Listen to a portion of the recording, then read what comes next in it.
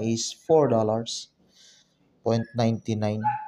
So, may mataas 250 mahigit pesos kung nasa 50.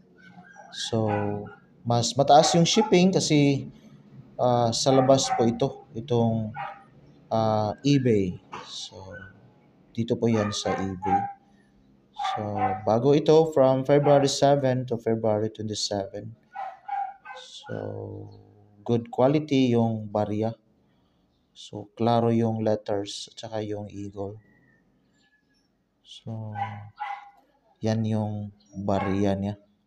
1985. While dito kay in.numista.com, yung 1985 na 50 centavo, so walang mataas na value quotation, nasa 30 pesos yung uncirculated with 107,048,000.